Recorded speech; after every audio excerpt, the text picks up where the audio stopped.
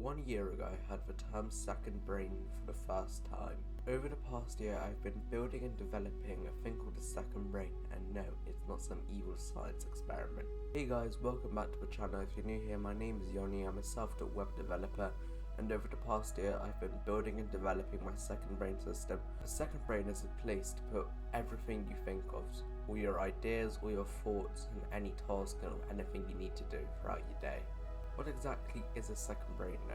The second brain is a place to store all your ideas and thoughts, as the human brain is great for coming up with ideas but terrible at remembering things. You were able to save lots of time on the second brain too.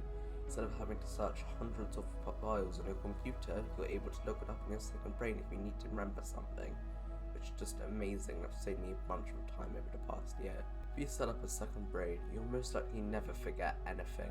That all sounds great, but why do I exactly need one of these second brains? Well, for an example, when you start to write something, such as an Instagram post, an essay, a YouTube video, or anything of the sort, you always find yourself starting from scratch. But if you have a second brain, you will have most likely already written down your thoughts on that subject somewhere before in your second brain, and you're able to link each of these references together and pulling all these references into one big piece of text, therefore acting like your real brain by collecting ideas. And then it also means you're not going to be starting from scratch. So a second brain is kind of like a real brain, but unlike a real brain, it's better at remembering stuff because it will never forget anything because it's all digital. If you want to build a good productivity system, building a second brain is definitely a must to do in my opinion, as you'll most likely never forget anything important or any ideas or thoughts you've ever had.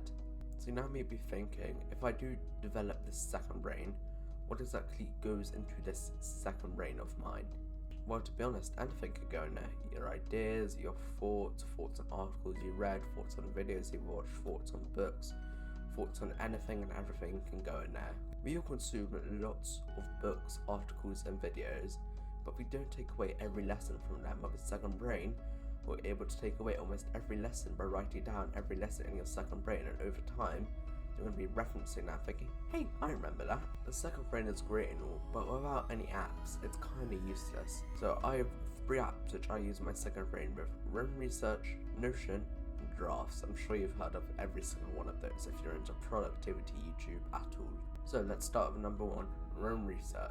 Roam Research is mostly used for more personal things, you could say. For an example, book notes, thoughts on articles, all goes into Roam Research. And in fact, everything I highlight in Instapaper, Kindle and Apple Books all syncs into Roam Research through an app called Readwise. And also, as the name suggests, Roam Research is great for doing researching.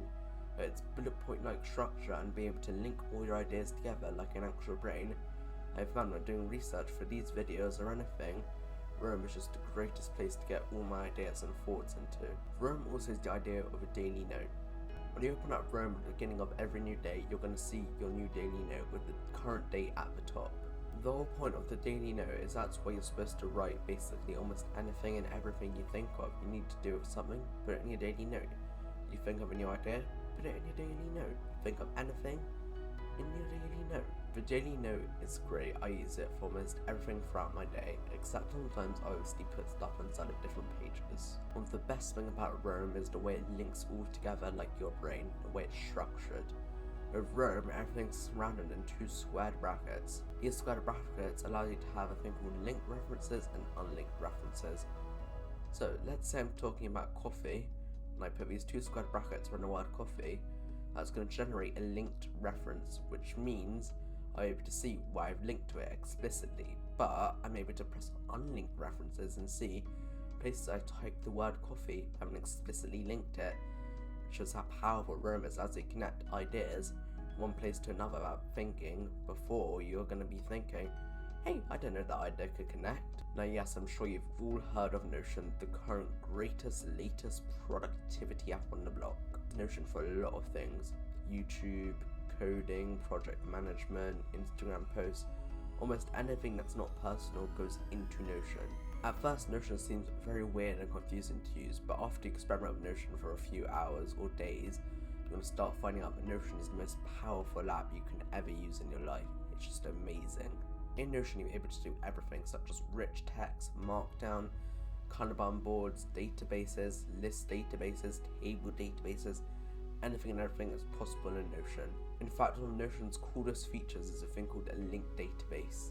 This means if I have a database called YouTube videos, I'm able to link it on another page that's my dashboard. Everything that changes on my YouTube page will also update on my dashboard, but I'm able to have separate filters. So on my dashboard, I'm able to filter for videos only coming out in the next upcoming week, which just shows how powerful linked databases are and how powerful Notion is as a tool. Notion even just came out with a thing called a sync block. What a sync block allows you to do is allows you to write a paragraph of text, and I'm able to sync that paragraph on another page of Notion. If I update one piece of that text on one page, it updates everywhere that thing is synced, which is just amazing. It's going to be great for research. Notion and Roam both have mobile apps, but sadly Roam doesn't even have a proper mobile app yet. You have to use the website and create a shortcut to it, and they're both kind of slow opening up on a phone, and sometimes need to quickly capture a thought or an idea.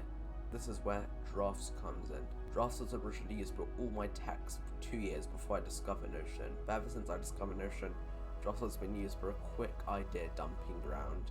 I'm able to quickly dictate notes on my Apple Watch, dictate notes on my iPad, type notes anywhere and everywhere in the Apple ecosystem. Drafts are just amazing for quickly capturing ideas. In fact, in Drafts you can even create actions to send your text to other apps such as Notion, Roam, Todoist, Things, Trello, all of the apps which you know of. These actions could be created using search shortcuts, JavaScript, and even a few built-in actions in Drafts. Overall, building a second brain is something I'd recommend anyone to do if they want a good productivity system. If you enjoyed this video, then make sure to check out my other videos. Thank you for watching and see you later.